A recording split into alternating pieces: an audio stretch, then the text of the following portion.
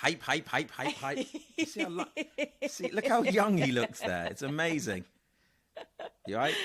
That was ID magazine from 1994. So that was 25 years ago. So if Hype's going to tell you that he's still in his 20s, still looks good.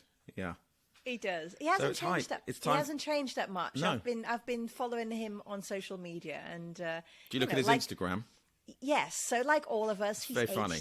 He's aged a little bit, but he's okay. Yeah, he's good. I think he looks great. Now look, in the Party Zone days, we hung out with him quite a lot. We used to bump into him at these raves. Do you remember that meditation German rave in the forest? Oh my! Should ask him about that. I mean, do you get stuff like that still so beautifully raw?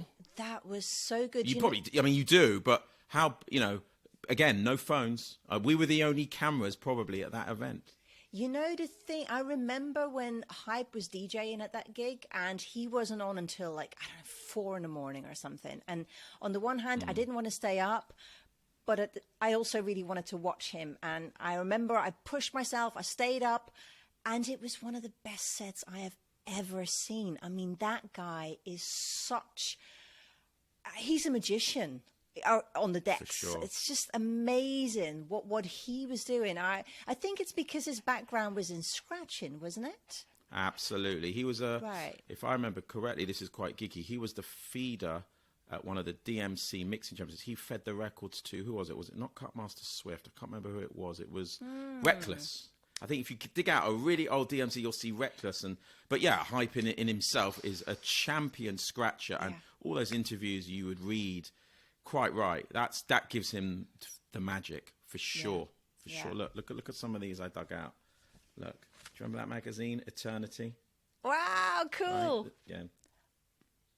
His dog, I'm sure his dog is not alive anymore by now, right? It's not. It's sad. Aww. Yeah, loads. Wow. I love how you just seem to pull all these things out of thin air. How on earth do you find all these articles? Because you've got the High magazine archive. How many magazines have you got there? Well, growing daily. Just had a huge donation today of film magazines. It's over 150,000. It's a very Herculean task to keep it together. So I say, right, I'm going to interview Hype. How do you even find all these articles? How, like, you've got everything catalogued like that? No. I think particularly with people like Hype and all the people we covered at MTV Party Zone, it's so lodged in my brain. Like you say, Hype's magic was his scratching. For me, a part of my magic can be to go, I know he was on that cover of Wax. I know the Wolfgang Tillman shoot in ID from, 94, 95. I actually did get 1 or 2 months wrong on a couple of things I was looking for, but you get the feel, you get the vibe for it, you know where those things are going to be, and you pull them out. Oh my God, James, you really are still the human Google. That's insane. It's an accolade. An accolade I share with a lady, thank you, called Eda Tasiemka. Google her. We have her archive too. But yeah, the knowledge is important. It was always important. But listen, we need to talk about Hype. Yes. Okay? Because that is who you are interviewing. Yes. So ask him who his dog is. Ask him a very funny thing. Was true. Or his new dog. I think he's replaced his dog. Ask him a very funny quote in one of these interviews here. It talks about him saying he never wears a suit. He will never, ever, ever wear a suit. And the last time he wore a suit was whatever. I think he had to go to court. But he says actually in the little quote saying he nicked a suit from Byright. So I want to know whether he nicked a suit to go to court, that he had to go to court, or did he go to court because he nicked a suit? So anyway, and would he ever wear a suit still? I know it's trivia. It's fun. It's fun trivia. Funny. Okay, right? I'll ask him that. Yeah.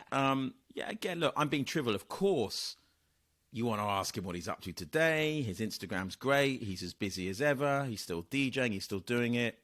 I mean, again, a couple of little geeky things for me. You know, he was such a prolific producer. He had 3 labels, his Ganja label, the Perusia label, the True Players label. And at that time when it was all, it was all about the vinyl, wasn't it? The dub plates, physically having it. I guess all that's gone. How does he feel now? I'm sure, again, I haven't paid that much attention. You've seen his socials more than me. He might be just doing it all digitally now. Does he still I'm going to confess. I don't know everything. Does he DJ with vinyl anymore? Right. Okay. I don't know. Yeah. It's just interesting how he's evolved because. Yeah, I mean, for someone especially who is really into scratching and stuff, I really would like to physically hear, was hands-on. Right. So how was the progression, the change in technology? How did he experience that? Did he enjoy it? Did he not enjoy it? Does he, is he sad that he's not dealing with vinyl anymore? I'm sure a lot of DJs are quite happy because it makes traveling a lot easier. Yep. Yeah. Literally just take the USB sticks. More important, look forward to hearing the interview and what you ask him and get into his spirit. And maybe he'll be wearing a suit for the interview. Oh, probably not. But I'll check in with you afterwards for sure. Thanks, James.